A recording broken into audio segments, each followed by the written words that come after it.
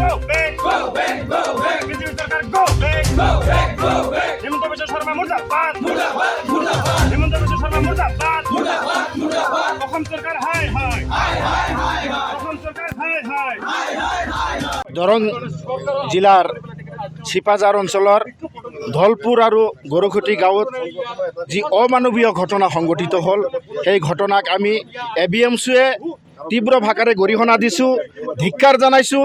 অসম চৰকাৰক আমি এই ঘটনাৰ কাৰণে আমি অতিকৈ মৰ্মাহত হৈছোঁ। অসম চৰকাৰক আমি ক'ব বিচাৰিছোঁ, দৰং জিলা প্ৰশাসনক আমি ক'ব বিচাৰিছোঁ যে আপোনালোকক বা অসম চৰকাৰক আমি এয়া নতুন নহয়, ABMCয়ে পূৰ্বৰে পৰাই বাৰে বাৰে দাবী উত্থাপন কৰি অহা থকা হৈছে যে যিসকল ব্যক্তিক আপোনালোকে উচ্ছেদ কৰিব প্ৰথমে তেখেতসকলক সংস্থাপনৰ ব্যৱস্থা কৰক। পুনৰ সংস্থাপন নোহোৱালৈকে যাতে কোনো এজন ব্যক্তিক উচ্ছেদ কৰা নহয়, আমাৰ ABMCৰ এইটো দীৰ্ঘদিনীয়া এটা দাবী। কিন্তু অসম চৰকাৰে সেই দাবীক তেনেকুৱা কথা কোনো আওকাণ নকৰি পেলাই তেখেতসকলে এই নিৰস্ত্ৰ এই মানুহখিনিক, এই সংখ্যালঘু মানুহখিনিক কালি যিটো ঘটনা সংঘটিত কৰিলে আপোনালোকে নিশ্চয় দেখা পাইছে, টিভি স্ক্ৰীণত দেখা পাইছে কালি কি ঘটনা তাতে সংঘটিত কৰিলে। উচ্ছেদৰ নামত একপক্ষীয়ভাৱে এই অসমৰ বিজেপি চৰকাৰখনে অকল মুছলমানসকলক টাৰ্গেট কৰি পেলাই যেনেকৈ উচ্ছেদ কৰি আছে, এয়া অকল অসমৰ ঘটনা নহয়। তেখেতে হেমন্ত বিশ্ব শৰ্মা ডাঙৰীয়াই গোটেই ভাৰতবৰ্ষত এজন হিন্দু প্ৰতাপী নেতা হিচাপে গঢ় লোৱাৰ কাৰণে এইটো এটা তেখেতে পণ লৈছে, যাৰ কাৰণে মুছলমানক টাৰ্গেট কৰি পেলাই এনেকৈ তেখেতে উচ্ছেদ অভিযান আৰম্ভ কৰিছে।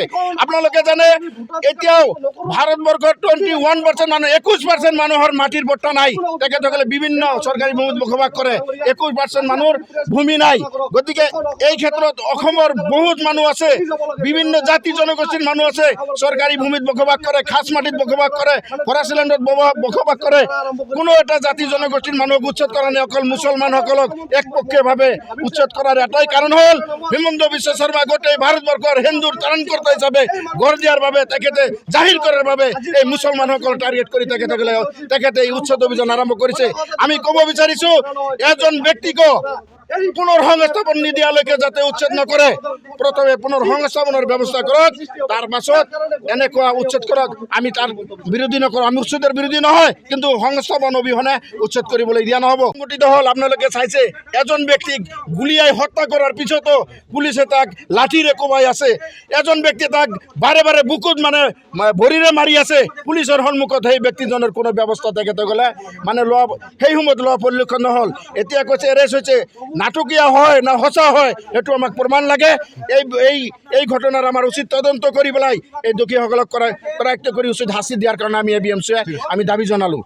যোৱাকালি অসমৰ দৰং জিলাৰ চিপাঝাৰৰ ধলপুৰত যিটো অমানৱীয় কাৰ্য অসম চৰকাৰে ভেৰণীয়া গুণ্ডাৰ দ্বাৰা পৰিচালনা কৰিলে, এই ঘটনাক আমি সদবিটিচি সংখ্যালঘু ছাত্ৰ সন্থাই ABMCয়ে গৰিহণা দিছোঁ।